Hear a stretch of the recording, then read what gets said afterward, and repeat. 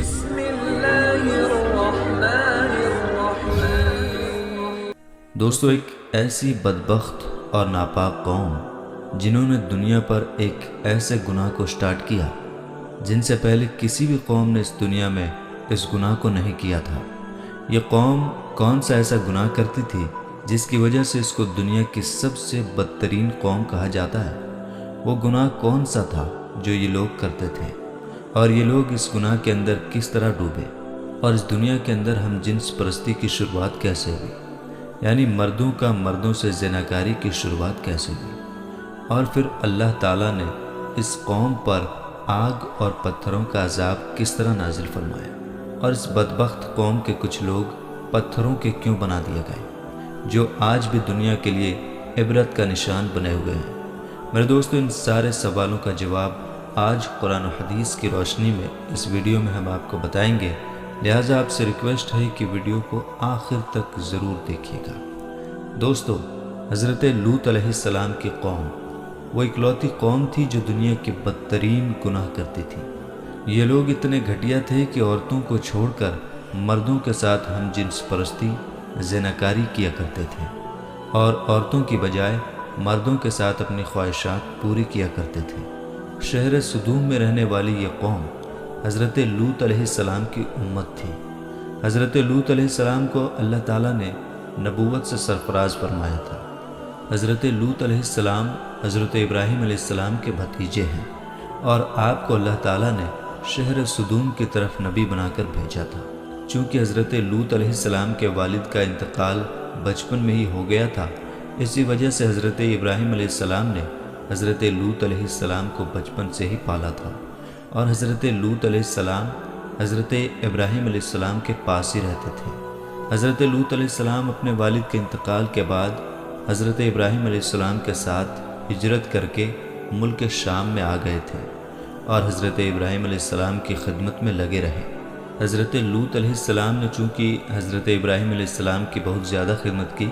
تو حضرت ابراہیم علیہ السلام نے اللہ تعالیٰ کی بارگاہ میں دعا کی، تو اللہ تعالیٰ نے حضرت ابراہیم علیہ السلام کی خدمت اور دعا کے صدقے حضرت لوط علیہ السلام کو نبوت عطا فرمائی۔ دوستو، حضرت لوط علیہ السلام کی قوم دنیا کی بدترین قوم ہے، اور عورتوں کو چھوڑ کر مردوں کے ساتھ اپنی خواہش پوری کیا کرتے تھے۔ لیکن یہ لوگ اس گناہ کے اندر کس طرح ڈوبے، اور کس چیز نے اس قوم کو اس گناہ پر اکسایا، اس کے بارے میں روایات میں آتا ہے کہ جس شہر میں یہ قوم رہتی تھی اس شہر کو سدوم کہتے ہیں۔ شہر سدوم ایک ایسا علاقہ تھا جہاں پر اللہ تعالیٰ کا خاص فضل و کرم تھا، جہاں پر پھلوں کے ہرے بھرے باغیچے اور ہر طرف لہلہاتے کھیت تھے۔ اس علاقے میں پھلوں اور اناج کی بے شمار پیداوار ہوتی تھی۔ شہر سدوم کا یہ علاقہ ہر لحاظ سے خوشحال تھا۔ یہی وجہ تھی کہ آس پاس کے لوگ شہر سدوم میں اپنی ضروریات زندگی کا سامان حاصل کرنے کے لیے اس شہر میں آیا کرتے تھے۔ لیکن اس شہر سدوم میں رہنے والے لوگوں کو یہ بات بالکل بھی ہضم نہ ہوئی۔ ان کا خیال یہ تھا کہ شہر سدوم میں پیدا ہونے والی اناج اور گلوں پر صرف انہی کا حق ہے، اس لیے قوم لوط آس پاس کے علاقوں سے آنے والے لوگوں سے بہت تنگ تھے۔ ایک دن قوم لوط کے کچھ لوگ اسی بات پر جھگڑا کر رہے تھے کہ شیطان ایک بوڑھے آدمی کی شکل میں ان کے پاس آیا، اور ان لوگوں سے کہنے لگا کہ اگر تم لوگ ان مسافروں سے اپنی جان چھڑانا چاہتے ہو تو جو میں کہتا ہوں وہ کرنا پڑے گا۔ چنانچہ شیطان کی یہ بات سن کر لوگ شیطان سے پوچھنے لگے کہ وہ کون سا کام ہے جس کے کرنے کی وجہ سے ہمیں ان مسافروں سے چھٹکارا حاصل ہو سکتا ہے۔ تو شیطان نے کہا کہ میں تمہیں کل بتاؤں گا۔ چنانچہ کل شیطان ایک خوبصورت نوجوان لڑکے کی صورت میں ان لوگوں کے پاس آیا، اور شہر سدوم کے لوگوں کو اپنی طرف مائل کرنے لگا، یہاں تک کہ شہر سدوم کے لوگ اس لڑکے کی طرف مائل ہو گئے اور اس خوبصورت لڑکے سے زنا کر بیٹھے۔ اس بدکاری کے بعد شیطان نے ان لوگوں سے کہا کہ اگر تم لوگ آنے جانے والے مسافروں سے اپنی جان چھڑانا چاہتے ہو تو تم لوگ ہر آنے والے مسافر کے ساتھ یہی بدکاری کیا کرو۔ جب تم لوگ ہر آنے والے مسافر کے ساتھ یہ بدکاری کیا کرو گے تو کوئی بھی مسافر تمہارے علاقے میں نہیں آئے گا۔ میرے دوستو، اس طرح شیطان نے سب سے پہلے اس قوم سے بدفعلی کروائی، اور اس گناہ کا اس قوم کو ایسا چسکا لگا کہ وہ اس گناہ کے عادی بن گئے، اور نوبت یہاں تک پہنچ گئی کہ لوگ عورتوں کو چھوڑ کر مردوں کے ساتھ اپنی جنسی تعلقات قائم کرنے لگے اور اپنی خواہشات پوری کرنے لگے۔ یہ گناہ شہر سدوم کے اندر اس طرح پھیل گیا کہ ہر گھر میں یہ گناہ ہونے لگا اور کوئی بھی محفل اس گناہ سے خالی نہ ہوتی۔ ادھر جب حضرت لوط علیہ السلام کو اپنی قوم کے اس برے کام کا پتہ چلا تو حضرت لوط علیہ السلام بہت غمگین ہوئے، اور حضرت لوط علیہ السلام نے اپنی قوم کو اللہ تعالیٰ کے عذاب سے ڈرایا اور اس گناہ سے منع کیا، جس طرح کہ اللہ تعالیٰ قرآن پاک میں ارشاد فرماتا ہے، اور کیا وہ بے حیائی کرتے ہو جو تم سے پہلے جہاں میں کسی نے نہ کی؟ تم مردوں کے پاس شہوت سے جاتے ہو عورتوں کو چھوڑ کر، بلکہ تم لوگ حد سے گزرے ہوئے ہو۔ میرے دوستو، یہ بدبخت قوم اس گناہ کے اندر اس طرح مبتلا ہو گئی، اس طرح ڈوب گئی کہ حد سے زیادہ بڑھ گئی۔ حضرت لوط علیہ السلام نے اپنی قوم کو بار بار سمجھایا، لیکن یہ قوم اس گناہ سے باز نہ آئی۔ جب حضرت لوط علیہ السلام اس قوم کو اس گناہ سے منع کرتے تو یہ لوگ حضرت لوط علیہ السلام کو برا بھلا کہتے، اور نوبت یہاں تک پہنچ گئی کہ حضرت لوط علیہ السلام کو اس شہر سے نکالنے کی دھمکیاں دینے لگے، جس طرح کہ اللہ تعالیٰ قرآن پاک میں ارشاد فرماتا ہے، اور اس کی قوم کا کچھ جواب نہ تھا مگر یہی کہ ان کا کہنا تھا کہ اپنی بستی سے نکال دو، یہ لوگ پاکیزگی چاہتے ہیں۔ اس طرح جب یہ قوم حد سے زیادہ بڑھ گئی اور حضرت لوط علیہ السلام کو دھمکانے لگی، اور ساتھ ہی حضرت لوط علیہ السلام کو یہ کہنے لگی کہ اگر تم اللہ تعالیٰ کے سچے نبی ہو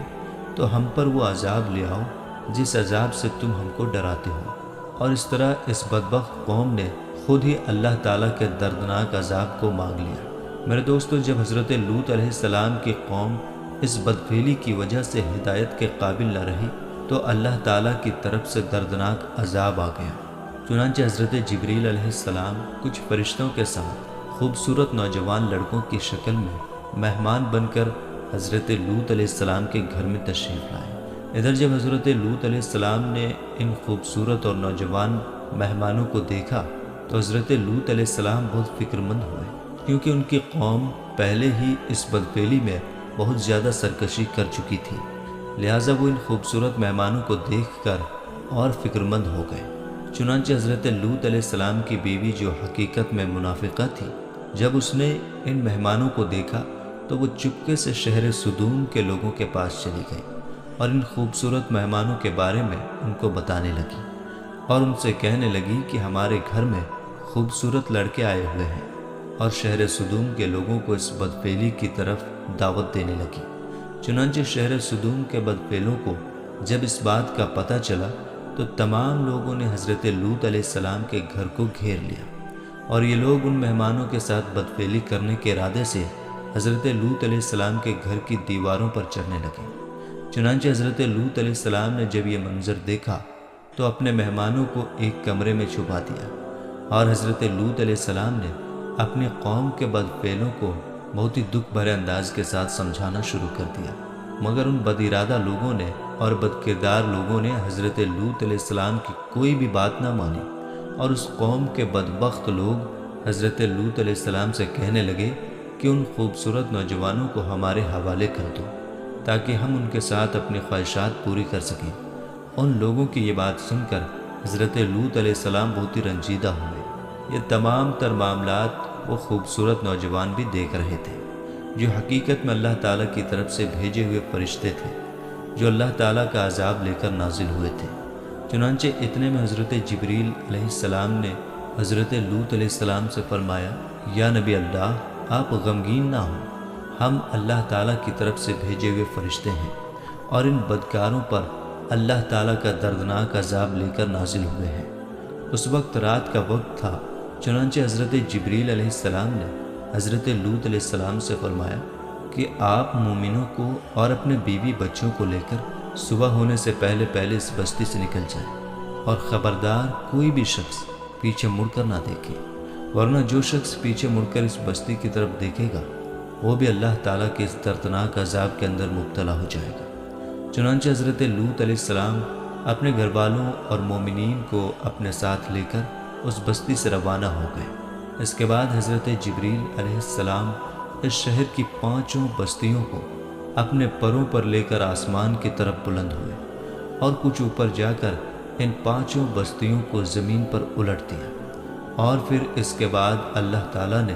اس بدبخت قوم پر پتھروں اور آگ کی بارش برسا دی، اور اس طرح اللہ تعالیٰ کے اس دردناک عذاب کے اندر قوم لوط کی لاشوں کے پرکھچے اڑ گئے، اور اللہ تعالیٰ کے اس دردناک عذاب نے شہر صدوم کو تہس نہس کر دیا۔ اسی دوران جب اللہ تعالیٰ کا یہ دردناک عذاب نازل ہو رہا تھا تو حضرت لوط علیہ السلام کی بیوی، جو کہ حقیقت میں منافقہ تھی اور قوم لوط کے بدکار لوگوں سے محبت کرنے والی تھی، اس نے اچانک مڑ کر پیچھے دیکھا تو وہ بھی اللہ تعالیٰ کے اس دردناک عذاب کے اندر مبتلا ہو گئی اور وہ ایک پتھر کے پتلے میں بدل گئی۔ میرے دوستو، اس طرح دنیا کے اندر ہم جنس پرستی کی شروعات ہوئی، اور اس طرح اللہ تعالیٰ نے دنیا کے سب سے بدکار قوم کو دنیا کے لیے عبرت کا نشان بنایا اور ان پر اپنا دردناک عذاب نازل فرمایا۔